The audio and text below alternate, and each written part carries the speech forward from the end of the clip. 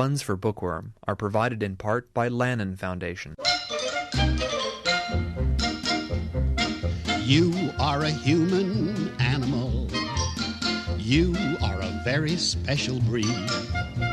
For you are the only animal who can think, who can reason, who can read. From KCRW Santa Monica, I'm Michael Silverblatt, and this is Bookworm. Today we conclude our series, An American Bookworm in Paris, recorded recently when, as a guest of the Cultural Services of the French Embassy, I was in Paris for the very first time. My guests today are American novelist Dennis Cooper and French director-choreographer Gisèle Vienne. As everyone knows, Paris has long been a home to expatriate writers, and one of the great pleasures for me while here was that a writer who began in Los Angeles, Dennis Cooper, has been living here for nearly 3 years. And he has, in addition to a rather ambitious blog and his own prose writing, he has been working in collaboration with Gisèle Vienne, who is a director and choreographer, and they have done 4 collaborative pieces together. These pieces began with I Apologize, followed by Une belle enfant blonde, a young, beautiful blonde girl, which was written in collaboration with Catherine Robbe-Grillet, followed by Kinder Totenlieder, and now, most recently, opened in Paris just this week, Jerk. Gisèle, what had you been working in collaboration with writers before this? No, it's the first time. I mean, the first piece I directed was Splendid, written by Jean Genet. And it was very interesting to me, but I had many problems with the text for the kind of form I'm working with. And it was a problem that Jean Genet was dead. I wished he would be alive and he could have arranged the text. So I had to work on the text, and I didn't want to work myself on cutting or arranging the text.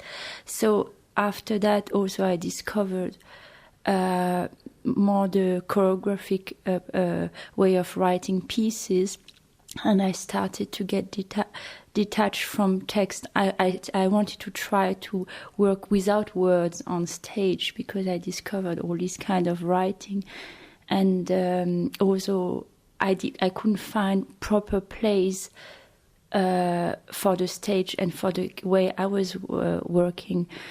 So I did 2 pieces called Showroom Dummies and Stereotypy that were not including text. And after I contacted Dennis, and I wanted to collaborate with him, and because I especially felt close to his work, and the fact that he was alive was also so that's interesting, because we could try to collaborate on written text that could fit to this kind of writing I had on stage.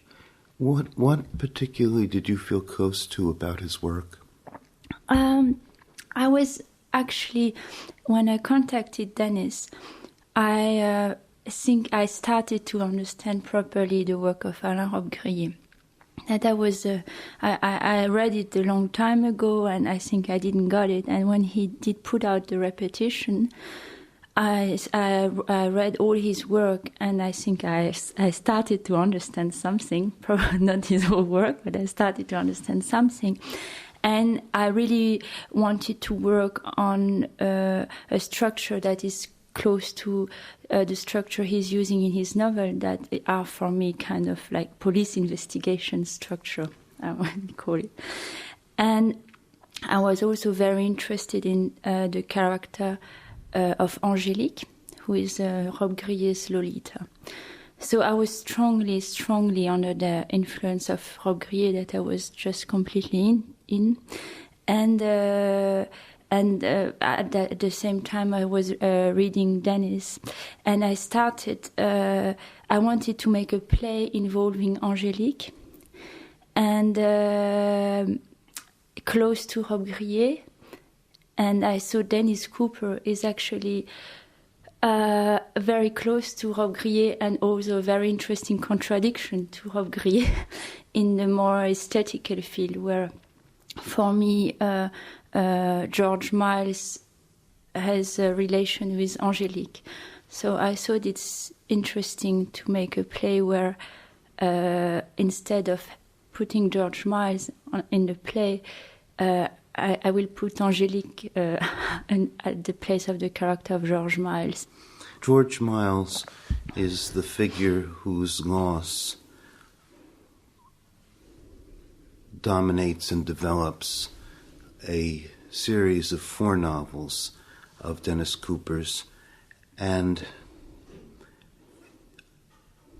there was a story that was also a collaboration called Jerk, and it involved puppets. Now, I understand that you had been involved in puppet work before this, so in a way, Jerk became an ideal text. Yeah, that's true.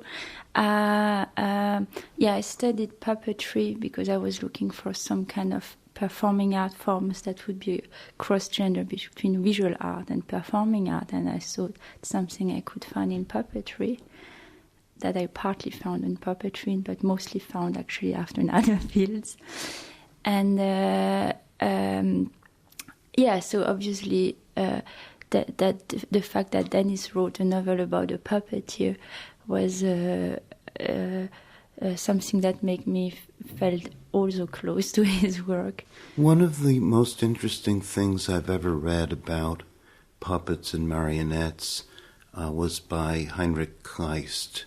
He has a wonderful essay on the marionette theater. Yeah. And what he particularly likes about marionettes is that they're human bodies deprived of their humanness, and where what was human and expressive is replaced by centers of gravity and the movement of centers of gravity, so that they imitate human feeling without being able to express human feeling. And I know in Dennis's work that form of helpless expressiveness deprived of will, is central to the way he sees his people. And I wondered, is that true for you in dance as well? In what? In dance, in the way you would choreograph. I'm working on various quality of being for performers, and obviously that's we always tend to that kind of quality of being. But so we go from, I would say, very naturalistic play to a completely artificial play that brings us to stillness. Stillness, yeah. When the bodies are not moving anymore. And I think when we reach that point in the pieces we did together, there are always points where the performance stops moving completely. And I think that's where, besides the puppets, just the performers are like sliding into picture of what they are. So it's a very, very interesting and confusing moment where we slide into the image of the body, and that brings us to really the fantasy about the picture of the body we have. So yeah, obviously that's just in the play I'm very interested in, and of course in the previous play we did together, we were involving human-sized teenagers. So in I Apologize and Young Beautiful Blonde Girls, it was more based on the Lolita schoolgirl, more like Rob Grier or Nabokov characters. In Young Beautiful Blonde Girl, we had other teenagers, human-sized, but they were obviously more inspired by Lewis Carroll's girls. And then finally, in Kindertotenlieder, I we tried to, getting closer to, for me, the George Miles character. So these doll human-sized characters are the ultimate. That's where the dancers or actors are acting in the direction of to reach this kind of quality of being at a certain point that these dolls has. Of immobility. Yeah. Wow. I'm talking to Gisèle Vienne on the occasion of my visit to Paris. The rain is beginning to patter outside the hotel room windows, and I'm going to bring on Dennis Cooper after this short break. You're listening to KCRW. I'm Michael Silverblatt, and this is Bookworm.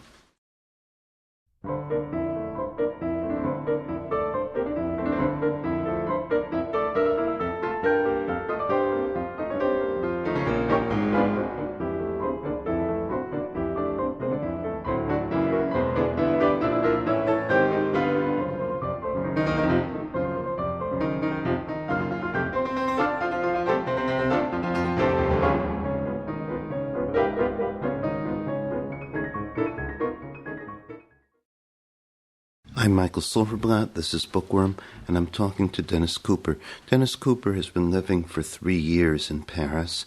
He has a recent book of poetry, The Weaklings, which has been published in a limited edition by Fanzine Press, and he has been working in collaboration with Gisèle. But for many years we would talk to one another about France, and I know that it was a place which represented a kind of ultimate in its literature and in its aesthetics for you. What has it been like to be living and working in France? It's been actually more of a dream come true than I had imagined it would be. So it's actually, I expected to come over here and have all my dreams dashed by the reality, but no, it's been amazing. I'm been having a little trouble with the fiction, but that has more to do with the blog than with France. And but it's been probably one of the most amazing things ever. I've been a Francophile since I was a little kid, so it's just every day is inspiring here. It's been profound, really. Dennis has been working on a blog that involves elaborate responses to people who write in daily. And what is the name of the blog? Do you want to? Well, it's just called DCs. And it has been, many things happen there. I've read everything from your work to collections of pornography and considerations of modern film, recommendations of modern novelists, day celebrations of the complete work of various people. Now, how did you meet Gisèle? She sent me an email, I believe, and said, and just sort of queried me about the possibility of doing a collaboration with her. And I was interested immediately, just instinctually, I guess, since I didn't really know her work. And I was coming over to do a lecture in Lyon, which would be the occasion for us to try to work together. And so she sent me some of her DVDs and some music by Peter Rayberg, who's the composer who works with us. And I don't know, I just felt a kinship with the work in the DVDs, I saw in the DVDs, and thought we'd give it a shot. So I was over here, and I think we took like 3 days. We decided to try to work for 3 days together and see what happened. And in 3 days, we made most of I Apologize. It was just kind of a amazing match, I guess. I don't know. It just I think there's some way in which we're kind of I don't know, really kinship there between us, a real kind of soulmate thing or something, because it's just been really natural. So that's how I met her. She just invited me to work with her. Now, Jerk existed first as a story? It was a little book. A collaboration with the artist Neil and Blake. It was published in 93, I think. And then published without the art? No. No, never has been. Mm-hmm. I see. and it is based upon an actuality, yes? It's based upon a real serial killer from the early 70s, which was the first serial killer I knew about when I was young, Dean Corll, who killed, I think 27 boys in Texas. And so it's based on that. And then it has this whole puppet and puppeteer theme, and that's because I was working with Nayland Blake, who at that time was doing his work about puppets. So we came to the kind of meeting ground between our work would be that we would make something about puppets. It's narrated by a boy who's now, years later, a man, depicting in puppet theater his years of participation, period of participation, where he acted as a lure, bringing boys with his own boyfriend to the house of Dean Corll. And now the fiction is that he is reenacting these temptations and these murders with puppets in the aftermath of a series of the deaths of the people he participated with. Mm-hmm. And he is still involved in the idea that there's some kind of therapeutic process he's undergoing. Well, I guess the idea is that perhaps his therapist in the prison he's in has suggested this as an idea, and he's trying to work out his complicated emotions and stuff about what he did through the puppets. But it's also very subversive because he's also a couple of points he requires the audience to read a text that he wrote, two texts that he wrote that he says are because he's simply not a good enough puppeteer to enact those parts of the story. But so I mean yes, he is acting it out, but I think there's something kind of sinister about it as well because of he's really, by using the text and forcing the audience that's watching his puppet show to imagine this through the way fiction works.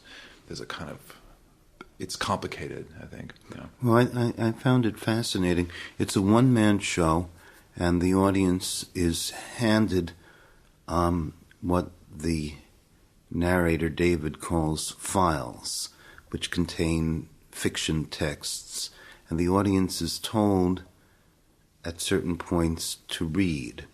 And the puppeteer, David, sits while you read stories he's purportedly written. And so you're suddenly being taken away from the visual element and participating in a fiction writing piece that you want to escape from. In fact, the dialectic seems to be between one kind of immobility and another. Reading about these things, which for an audience member is taking it into the head, perhaps suddenly at a puppet show, a rather dire puppet show, being asked to participate more fully in the reality of the circumstance and the grueling nature of watching a man manipulating hand puppets which are speaking to him and which represent the people he murdered with and the people he murdered. So there could not be a more fully realized literalization of Grand Guignol. And the audience is also participates in the show as well, because the audience is cast into the role of a class from the University of Texas and Freudian psychology refracted through postmodern example. So there's that too. Yeah, there's definitely, Gisèle has been really interested in puppetry, for a long time, and she's very interested in restoring puppetry, it seems to me, to its original place, which was a very important place and which was involved in representing things that were too difficult to represent through human bodies and through acting. So I'm interested in the fact that we're trying to return to that in this work, and also puppetry is such a degraded form now, to bring that into a kind of really serious contemporary theater art context. So yeah, there's definitely, but yeah, Guignol, sure. And there's a huge amount of helplessness being represented. These puppets are not the puppets of someone who has been a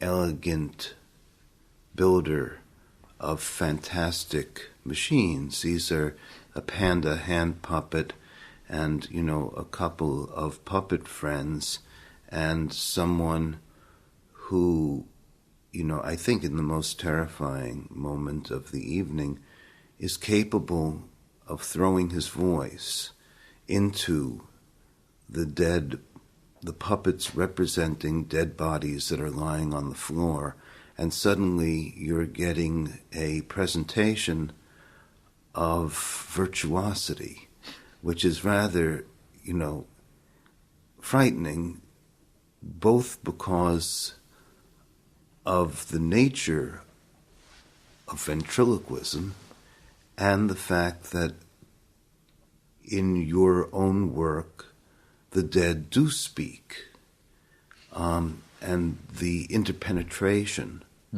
of self. It seems to me that this is as ideal a form as I've seen off the page. I mean, you've had films that have been made and pieces of music that have been dedicated to you, but this really seems like a kind of paragon. Yeah. Yeah, no, I mean, this has been really astonishing for me. I mean, I've never, I mean, it's what Gisèle has done with Jerk. Well, I mean, our work in general, I mean, just all the pieces we've done, but because Jerk pre-exists, it was a pre-existing thing, and it's so close to what I do.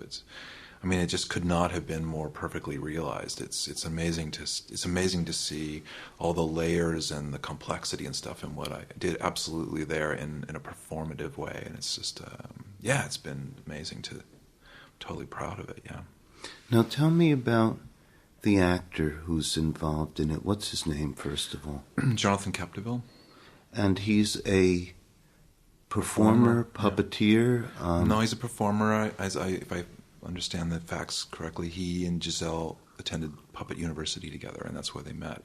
And I believe they've been working together ever since. And he's a performer. I mean, he mainly does work with Gisèle. He also does work with other choreographers, and now he's doing his own work as well. So, but he's been I don't know, for me at least, he's like the center of the work we've done. I mean, he's the George Miles for me of the pieces. I mean, I write for him. I think he's amazing and a tremendously affecting person and performer. And he's always for the work I've been doing with Gisèle. It's always using him in a certain way or feeding him in such a way that he can use his strengths and stuff. But he's an amazing performer. Yeah.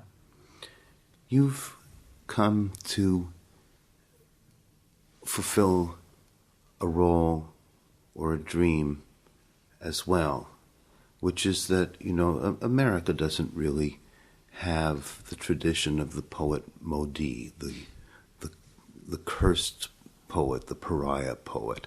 And here you are, in a sense, a version of that figure. You don't speak French. People are discovering your work because the prose is published by the best avant-garde French press, POL. And you are beginning to be, he's that guy. He's that Dennis Cooper. Do you feel yourself to be playing a role that the French project onto you?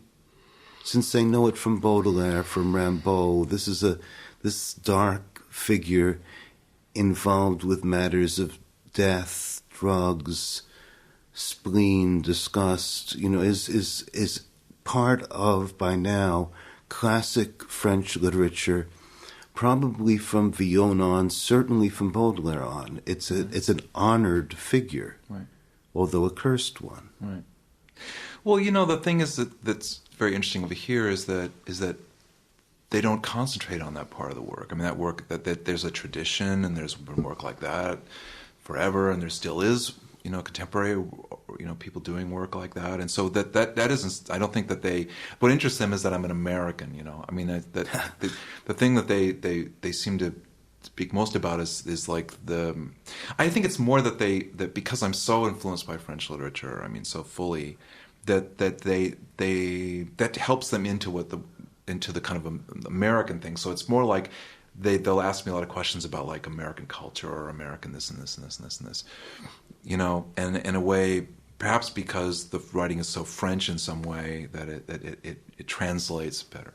So I mean definitely I seem to be, I think I'm seen in that. Well, one of the great honors I've ever had is I won the Prix Sade, this literary award for whatever, the most objectionable artist of the year last year. So I mean, I definitely, that places me in the tradition with Sade and all those Bataille and all that. But I don't know. To me, it's like they mostly talk to me about the American stuff. They don't seem to have a whole lot of trouble with the content. I mean, yeah, some do, but it's like that's just kind of like, oh yeah, there's that, the content, yeah. But Is that because they accept it or because it's unspeakable?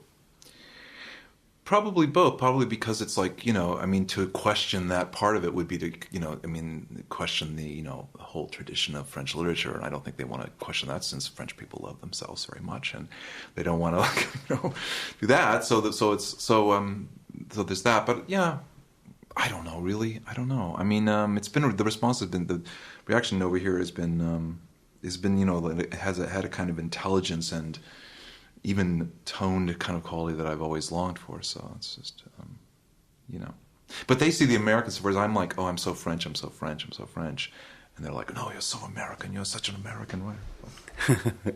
I've been speaking with Dennis Cooper, first with Gisèle Vienne, about, the process of an American writer doing work in Paris, finding a director who is like a lost sister or a kindred spirit, and seeing the work enacted and embraced and brought back into the world from Paris. Thank you, Dennis, for joining me. Thanks, Michael. Très bien. This program concludes our special series, An American Bookworm in Paris. You can podcast this program, share it with a friend, or embed it on your blog with the click of a button on our new media player at kcrw.com. My co-producer is Melinda Siegel. Alan Howard is associate producer. The technical director is Mario Diaz.